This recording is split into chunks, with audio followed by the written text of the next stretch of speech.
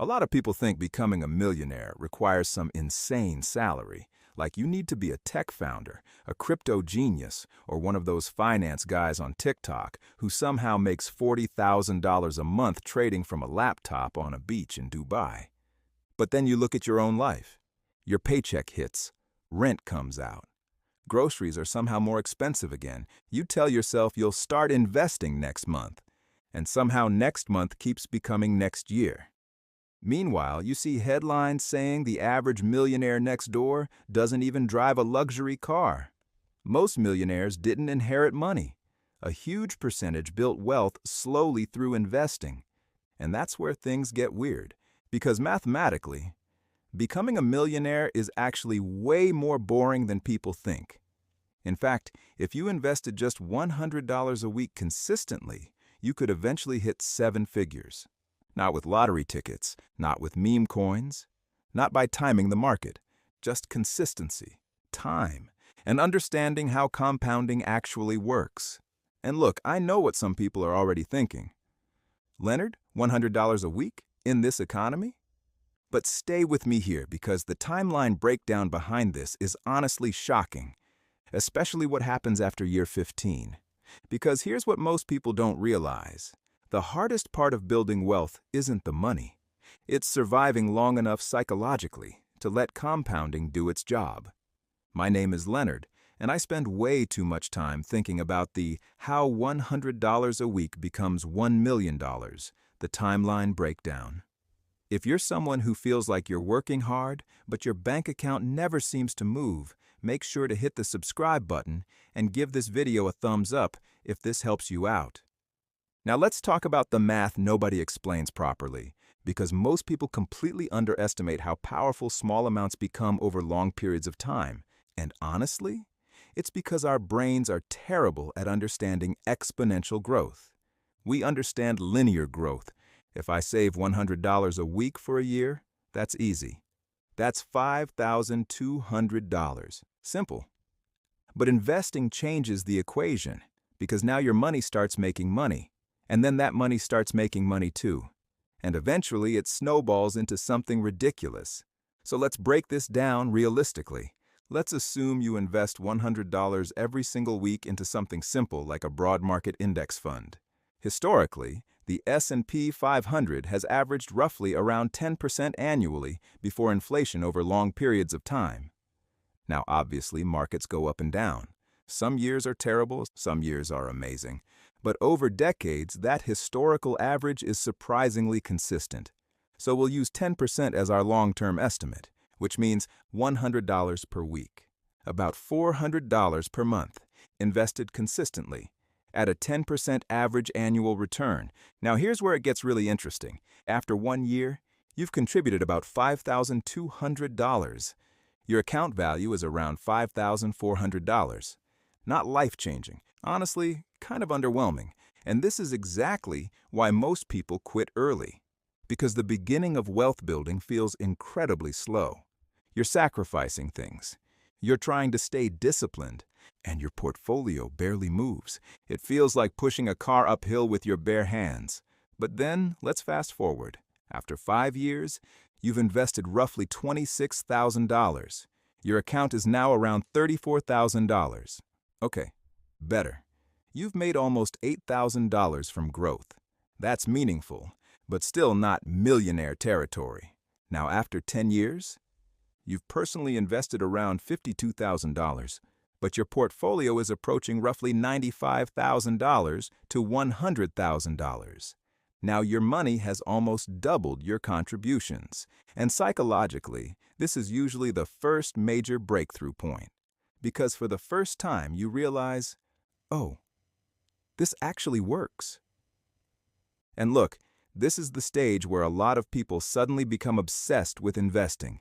Because once your investments start earning more in some years than you contributed yourself, your brain shifts completely. You stop seeing investing as a sacrifice. You start seeing it as leverage. But this is also where most people make a huge mistake. They get impatient. They start chasing higher returns. Riskier investments, options trading, crypto pumps.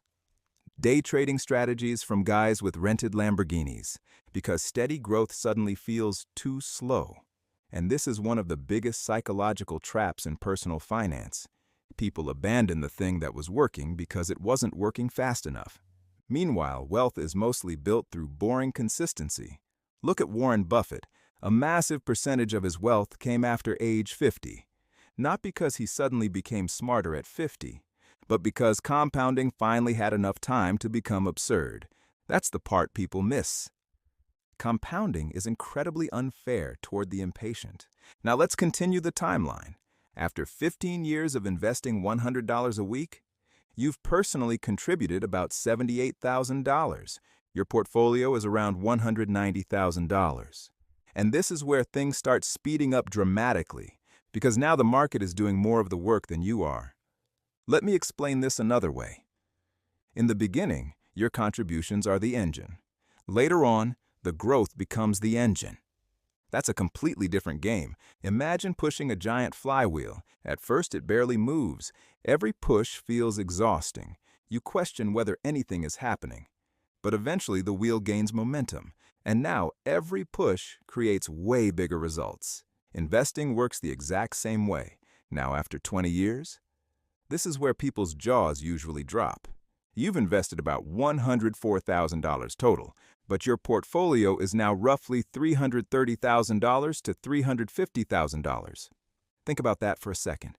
Your investments have generated over $200,000 beyond what you personally put in. And yet, most people still quit before reaching this stage. Why? Because modern culture trains us to expect instant results. Food in 10 minutes, viral success overnight, six-figure side hustles in 30 days, but wealth doesn't care about your attention span. That's why so many people stay financially stuck. They constantly restart instead of staying consistent long enough for momentum to kick in. And here's what most people don't realize. The first $100,000 is brutally hard. The second becomes easier, the third faster. And after that, compounding starts feeling almost unfair. Now let's jump ahead again. 25 years, still just $100 a week. Total contributions? About $130,000. Portfolio value? Roughly $600,000. And notice something important here. The gap between what you contributed and what the market created is now enormous. This is the moment where many people finally understand the true value of time. Because look, you cannot outwork compounding with savings alone. Most people think wealth comes primarily from income. Income matters. Absolutely. But wealth is usually created by ownership. Owning investments, owning businesses, owning appreciating assets. That's the difference. A high income without investing often just creates a wealthier-looking broke person. And we see this constantly. People making six figures but living paycheck to paycheck because their lifestyle expanded as fast as their income did. Bigger apartment, nicer car, more subscriptions, luxury vacations financed with debt. Meanwhile, the quiet investor consistently buying index funds every week is slowly becoming financially unstoppable in the background. Now you might be thinking, okay, Leonard, but 25 years is forever. And honestly, that's exactly what younger people always say. Until suddenly they're 40 wondering where the time went. That's the scary part about time. It passes either way. 5 years from now is coming no matter what. 10 years from now is coming no matter what. The question is whether your money will be growing while time passes, or whether you'll still be restarting from zero every few years. Because that's another hidden problem nobody talks about. Financial inconsistency destroys compounding. People invest for 8 months. Stop. Start again later. Withdraw money. Panic during crashes. Sell during recessions. And every interruption resets momentum. The market rewards consistency way more than intensity. That's why someone investing modest amounts steadily often outperforms someone constantly trying to get rich quick. Now let's finally talk about the $1 million mark. At $100 per week invested consistently with long-term market returns around 10%. You hit approximately $1 million in around 33 to 35 years. And yes, I know that sounds long, but here's the crazy part. The final years are where the growth becomes explosive, because around year 30, your portfolio may already be generating close to or more than your annual contributions through growth alone, meaning the investments are effectively feeding themselves. That's when compounding turns from interesting into ridiculous. Remember, the goal isn't to get rich next month. The goal is to build a machine that quietly grows while you live your life. That's real financial freedom. And honestly, I think this is what makes compounding so emotional for people once they finally understand it. Because it forces you to confront time itself. You realize every year you delay matters, every unnecessary debt matters, every financial habit matters, but you also realize something hopeful. Small decisions are not small over decades.